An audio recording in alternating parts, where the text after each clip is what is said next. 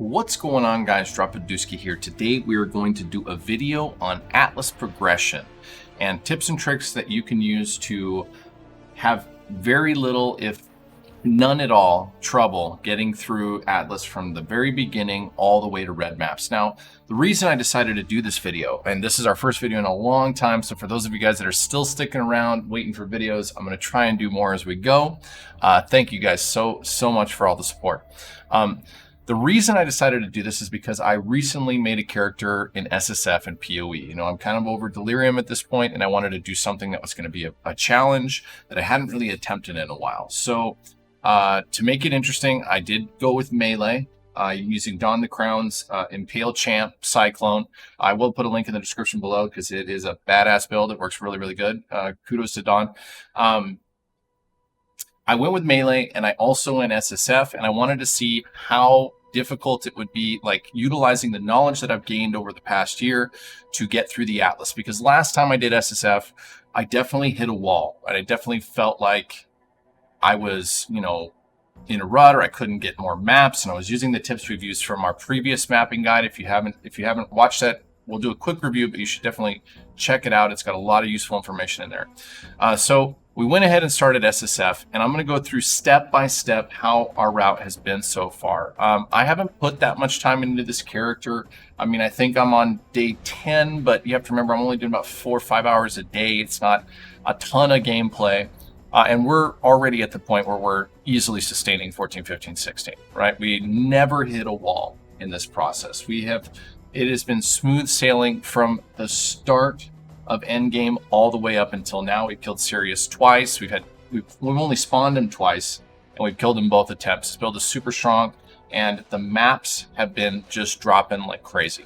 So what we did step by step is starting with Blood Aqueducts. Okay, we'll just start at the moment where we start getting map drops. Okay, when we started just collecting as many maps as we could, obviously, as we're finishing up leveling Act 9 and 10.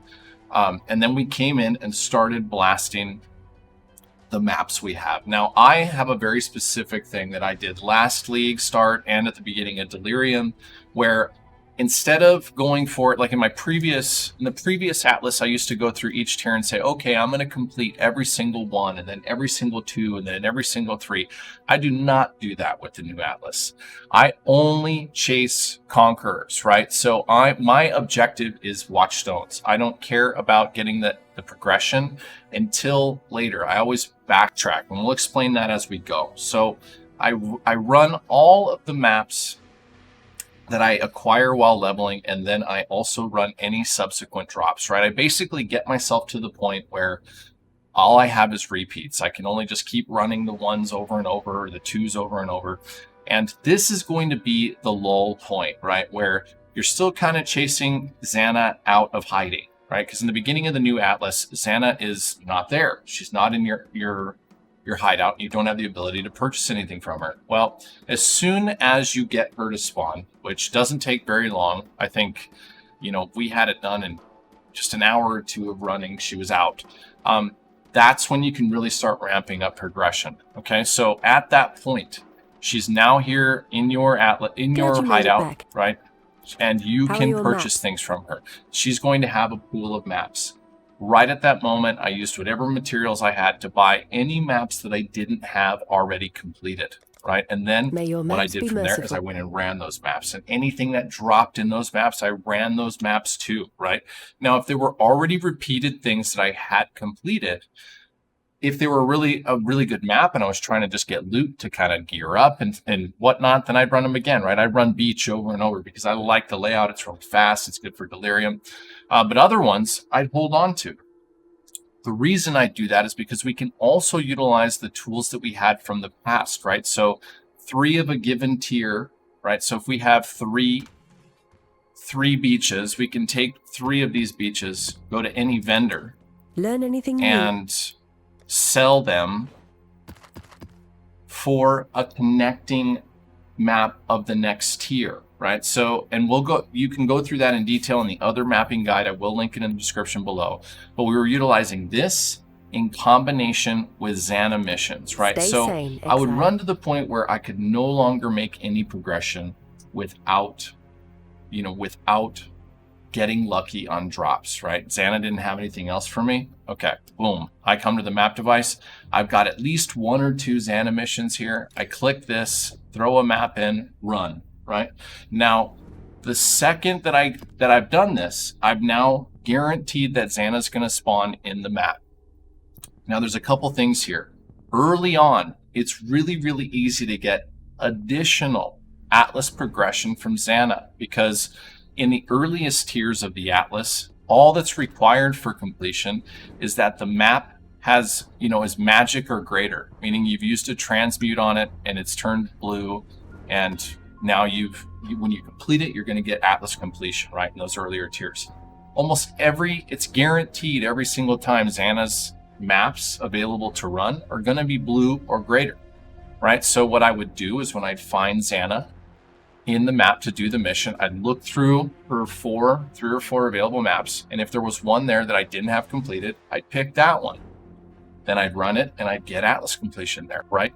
Expanding the available pool of maps that I can get as drops when I'm running other maps, right? So every single time you do Xana, check to see if she has that map available. Now, some things to keep note of when you get beyond the low tier maps and you're into yellow or even red. Sometimes in red, you'll find corrupted maps that you can get Atlas completion, bonus completion from on Xana. But even if it doesn't have the corruption and you don't get the bonus objective, you can run it to get it completed. And I believe in completed mode, it now is available to drop. So anytime I ran Xana, I checked, do I have this map? Can I get completion on it? And even if I can't, let's run it anyways, right? So that's the golden rule with Xana. Always do that. Now, as you'll see, like normally for a character that's this far gone, I should have way more of these missions. If you look at some of these others, I haven't been utilizing them as much. Like low tier, there's 12. Xana, I have 1. I use it all of the time. She is so powerful that I feel nowadays, with all the master changes and like the simplicity of just coming here like, oh, I have one, boom, let's go. Using the map machine, running those Xana missions, getting map drops is super simple. Now, a couple other things I think we should touch on, and I'm just going to keep going back to this. If you have not watched my original Atlas guide video, this is not for the Conquerors of the Atlas update. It's just general knowledge as to how you juice up maps, like what you use chisels for, what you do with alchemies and transmutes, and how you modify those maps and what you should look for. I'm definitely going to link that in the description below for you guys that are brand new. Go and check that video out. It's a super helpful thing. For this process, this is your single most important tool as you go through.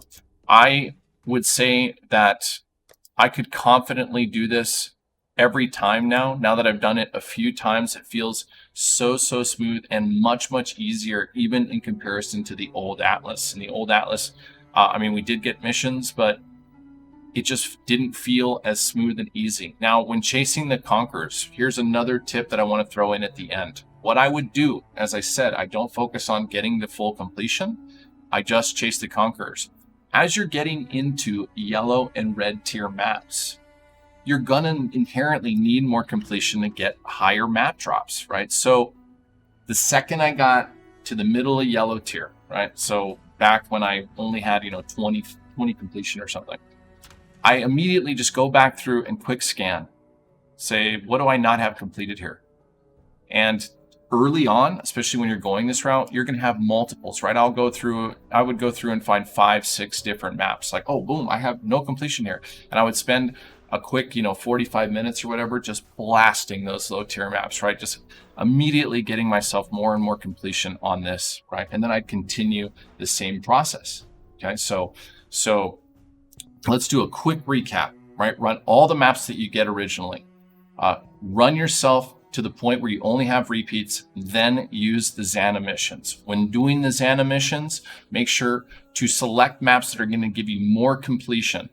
As you progress through the Atlas, go back into your map tab or wherever you keep your map and do a quick scan on, is there anything that I haven't run yet that's going to be really quick and simple, and I'm going to get some completion, some bonus completion on this, on my objectives that I can just blast out, which is then subsequently going to help me to get more drops at the higher tier, making it smooth as silk. Guys, if there's anything else that you think I forgot, throw some comments in the description below. All the knowledge that we share together helps everybody improve. Everyone, thank you guys so much for all the support to the channel. It's been a long time since we did a video, and to be quite honest, can't really explain why. You know, I kind of got in a rut. We had a lot of things going on personally, and I want to get back into it, and I want to start doing more content. If you guys haven't been by the Twitch stream, it's twitch.tv/dropaduski. Come on by. I stream 4 or 5 days a week. I'm typically playing PoE, but we also play D3 and World of Warcraft and League of Legends, and we kind of just jump around and chit chat, so I can answer any questions you have live. Guys, thank you so much for all the support. We'll see you soon. Peace.